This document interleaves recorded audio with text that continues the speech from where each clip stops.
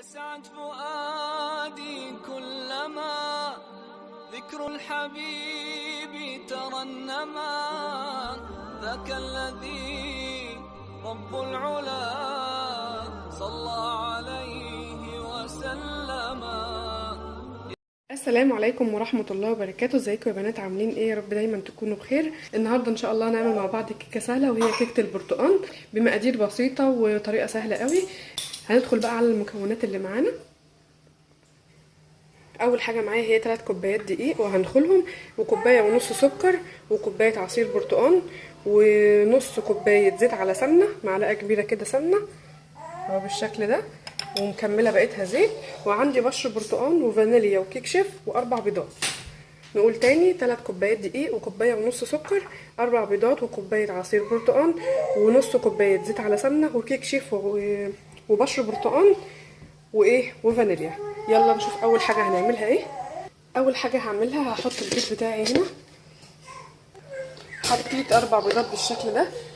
دلوقتي هضربهم بالمضرب، لو ما عندكيش مضرب عادي بنعملهم في الخلاط.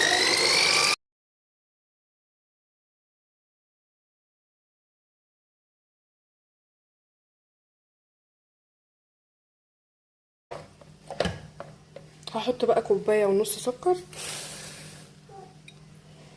طبعا السكر ده على حسب الرغبه. هضربهم بقى كلهم في بعض علشان يبقوا عاملين زي الكريمه.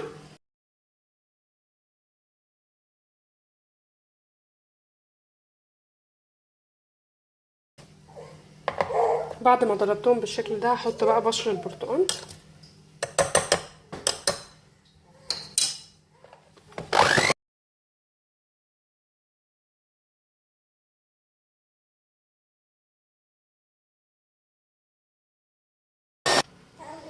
بعد ما حطيت البشر بتاع البرتقال هحط دلوقتي السمنه والزيت. هضرب بقى السمنه والزيت مع البيض.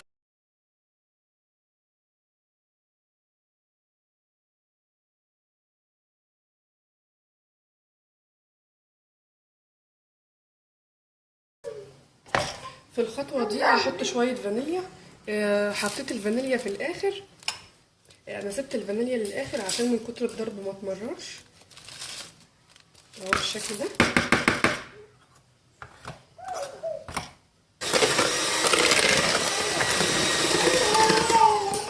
واخر حاجه هحطها هي عصير البرتقال.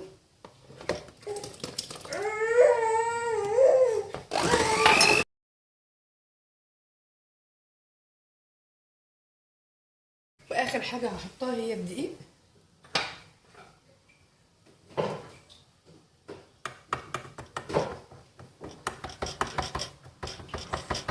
واخر حاجه حطيتها هي الدقيق والكيك شيف. هقلب بقى الخليط ده كويس قوي. طبعا انا بحط الدقيق كوبايه كوبايه، حبه بحبه. هقلبها وارجع لكم وانا مبطنه الصينيه. بطلت الصينيه بالشكل ده. دلوقتي بقى هنزل الكيكه بتاعتي. خلاص حطيت الكيكه اهو بالشكل ده، وانا كنت مولعه الفرن. دلوقتي بقى هحطها في عندك درجات يبقى 180. انا بالنسبه لي هحطها في فرن البوتاجاز العادي. هنزلها دلوقتي على اعلى حاجه على رف الشبكه من تحت. ده كده شكلها في الفرن. الشبكه من تحت خالص اهو. هسيبها بقى براحتها قيمه نص ساعه وهرجع ابص عليها تاني. على ما الكيكه بتاعتي تطلع من الفرن هعمل كده جنبها كابتشينو. انا كنت جايباه معاكم في المشتريات قبل كده، اللي هو النوع ده حلو قوي جميل. حطيت كده معلقه سكر وهفضي الكيس كله. الكيس جاي معاه كده من ورا، كيس صغنن كده.